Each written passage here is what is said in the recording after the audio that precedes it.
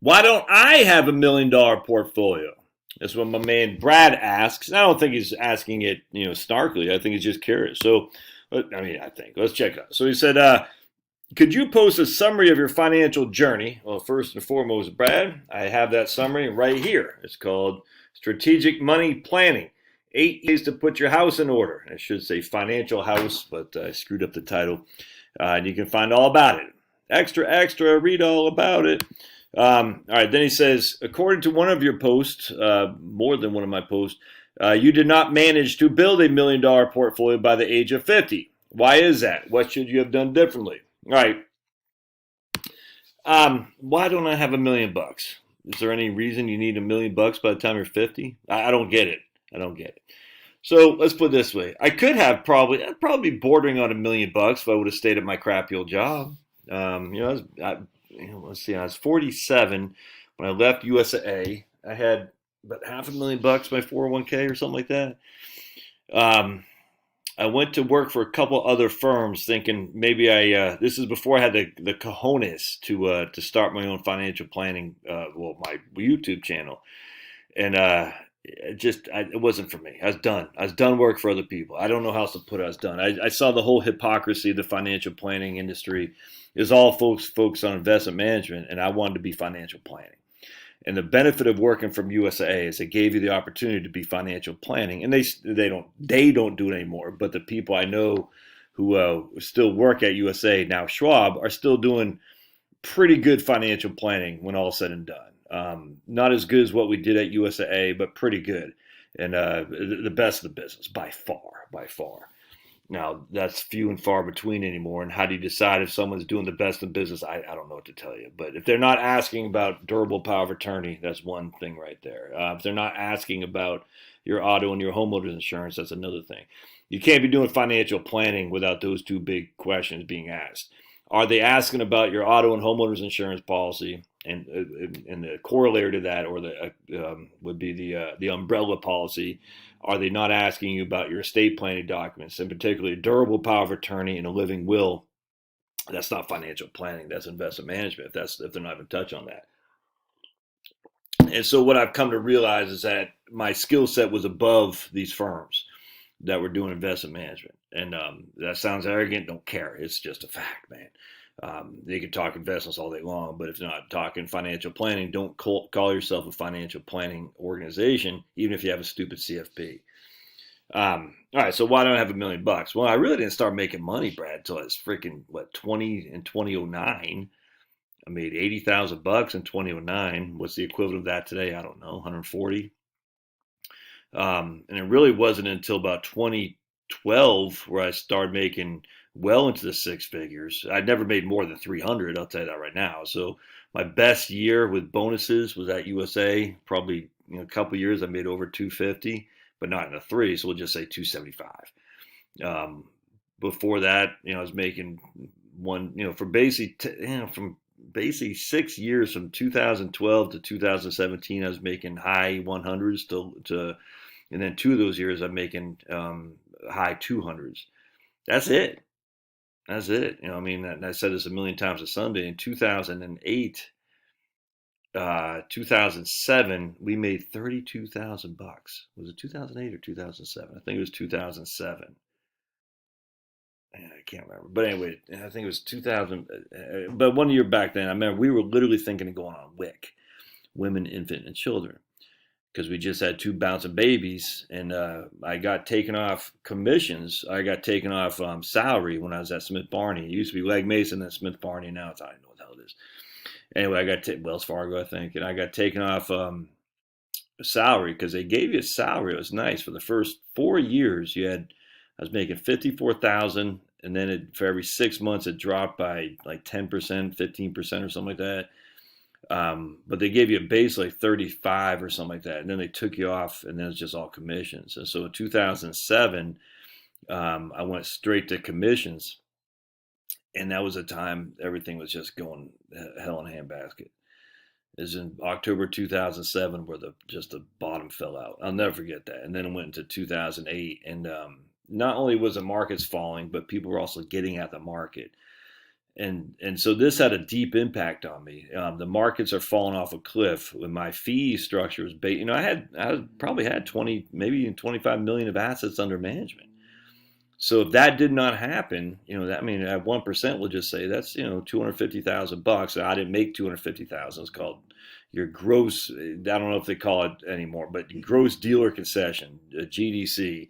So my GDC, or my revenue attributed to my firm, was 1% of 25 million. We'll just say that. That's $250,000, and I got 35% payout off that.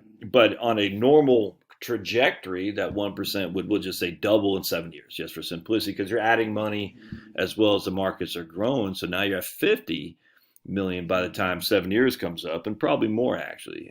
50 million by the time that'd be 2014, pays 500,000 dealer concession. I get, at that point, you get 40% of that, and that's what, 250, no, I guess 200.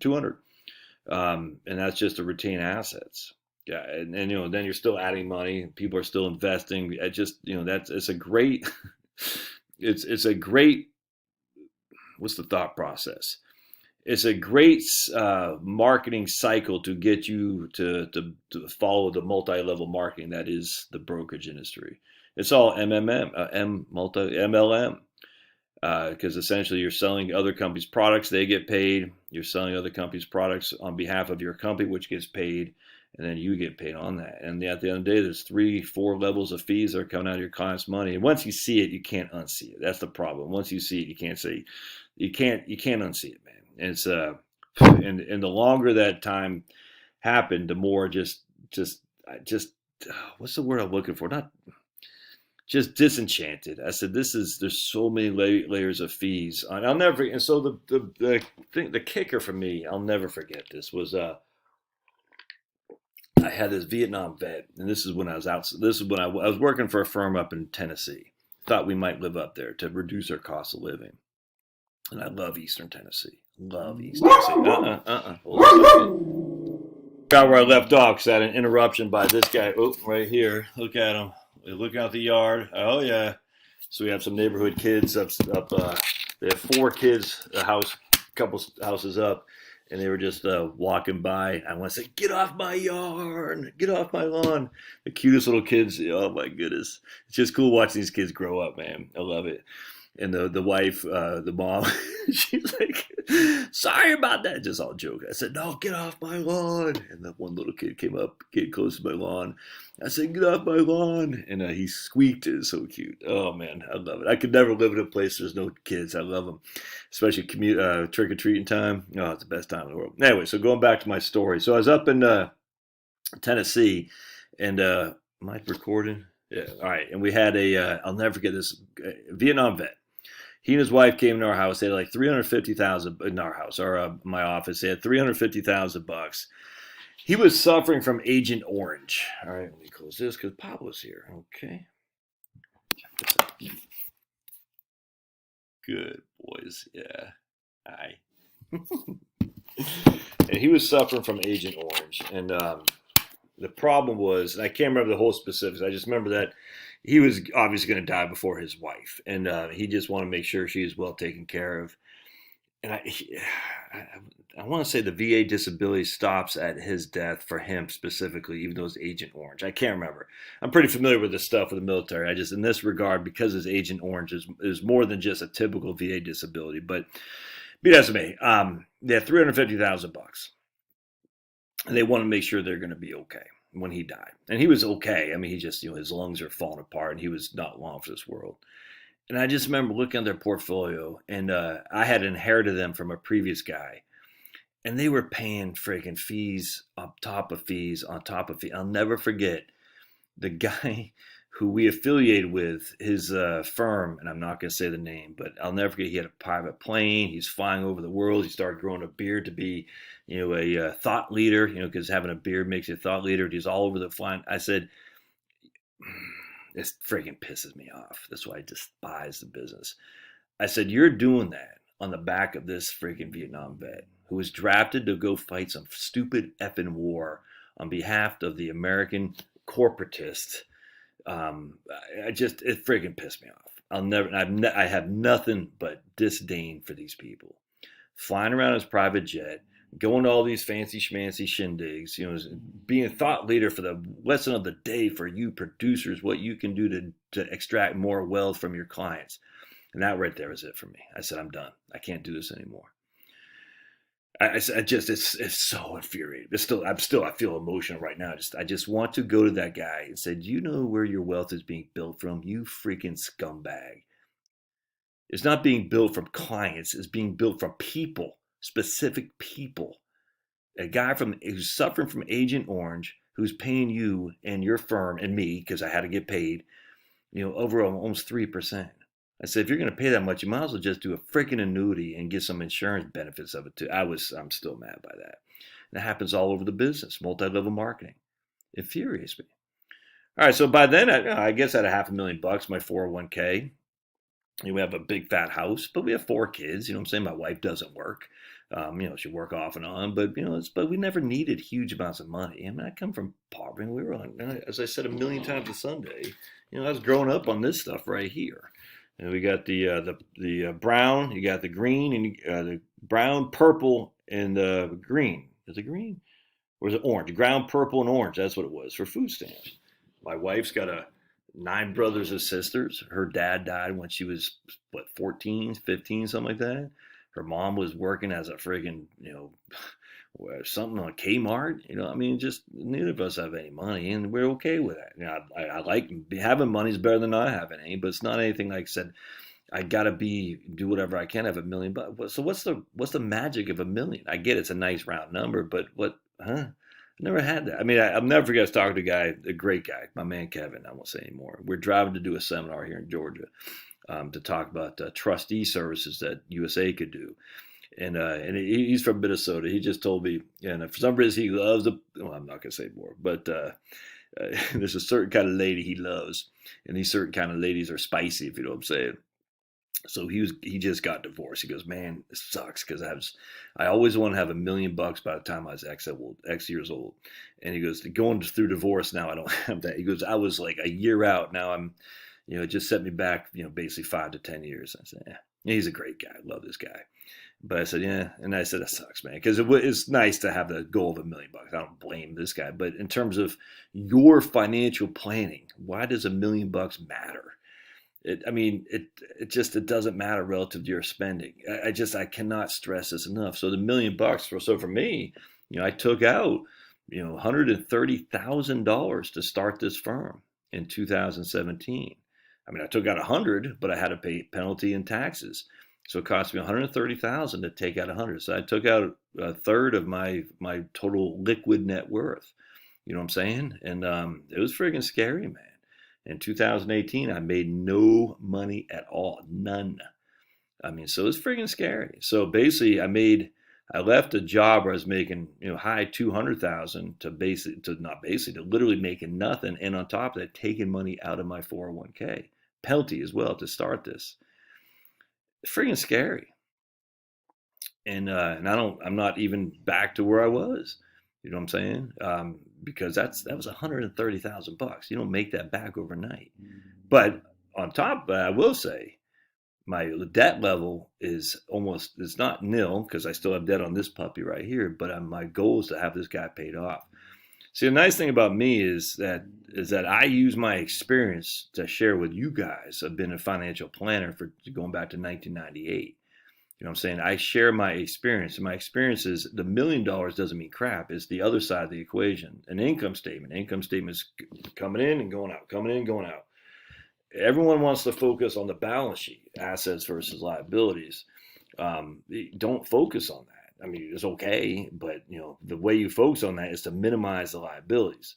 You can build the assets. I got no qualm with that. That's what I'm trying to do too. But the liability side is what will sink you. Sink your ship because the liability side floats into the outflow side. It's just that simple, man. And I'm just telling you, my experience of witnessing this as with a professional financial planner going back to 1998 with Vanguard is the liability side gets way overlooked And the outflows, which a couple of reasons you got high outflows, is because of the liability side, and on top of that, you like to spend too much. Have a fancy car, you like to travel. All that stuff is fine if you can afford it, but if you're taking it on by increasing your liability side of the balance sheet, that's the wrong answer. That's the wrong answer. So you might have 7 figures, but if your balance sheet is heavily skewed towards liabilities, that would scare the living bejesus out of me. You see what I'm saying? So when you look at my net worth, my investment portfolio isn't $1 million, but what's my net worth, if that makes sense? It's getting pretty close now. Pretty close. Now the bulk of that is I'm essentially I'm not house poor, but the equity in my home is what I'm shooting for, plus my investments to get me over that $1 million. And every month I'm getting closer and closer, which is great. Can I use the equity in my home as a cash to put food on the table? No. And that's a risk I'm certainly willing to take, though, to reduce the liability side, which also reduces on the income statement the outflow side. I can't stress to you enough how important this is. Once you recognize that the asset side isn't the most, see, I'm telling you, everyone focuses on, so here, I want to show you something. You got assets and liabilities. All right, so this is a balance sheet, assets, liabilities.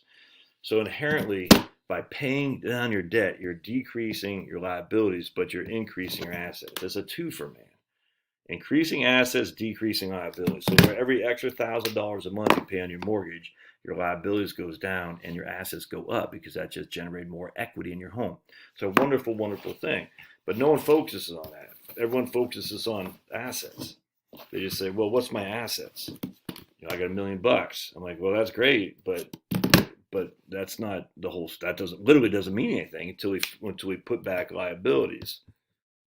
All right, because that's your net worth. Assets minus liabilities is your net worth. Now the interesting thing here is assets until you retire have nothing to do with cash flow. Doesn't do anything for cash flow until you retire, because most people's liquid assets are in their 401ks and IRAs, which they're not touching until they hit retirement. So the assets do nothing for cash flow, but the liabilities do. The liabilities increases outflow, I should say. You see what I'm saying? So this is, I can't stress this enough. I wish people would get this. Maybe I should just do another video on this solely, because I'm already up to 17 minutes. But the thing is, you're building up your assets in order to have more cash flow in the future. I get that. But you have less cash flow now because your liabilities are so great. And so one of the benefits of reading that book, Spend Till the End, by, what's his name, Larry Kotlikoff, it's called Consumption Smoothing. So basically what you're doing is you're hurting yourself today on the front end, avoiding consuming while I got my 4 kids. I don't want to wait till I'm 65 to go on a vacation. I don't want to wait till I'm 65 to enjoy hanging out with my kids. I might not make it there. I don't know. They might not make it there. Who knows? But I want to put stuff off for the future that I could be doing today. And the reason is because when the future comes, well, we're going to downsize. So we will cash out this house and take the equity, whatever it is. You see what I'm saying? We'll probably buy a house half the size. I mean, 1,800 square foot, 3-2, fine. You know what I'm saying? With a basement, absolutely fine, which is about half the size of this. We don't have 6 bedrooms. We got 4 in a basement, a fully done basement, and a 1, 2, 3, 4, 5 bath. What, 1 here, there, 3, 5 bathrooms. So basically 5 and 5, and a 3,200 square foot.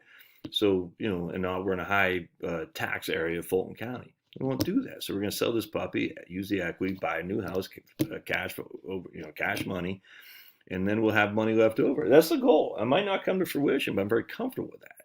You know what I'm saying? So then our liabilities are zero. We won't have any more debt, which means our cash flow has been reduced, or our cash outflow has been reduced significantly, if that makes sense. Now I got a bunch of cash from the sale of this house on top, which I can spend, which will be tax-free.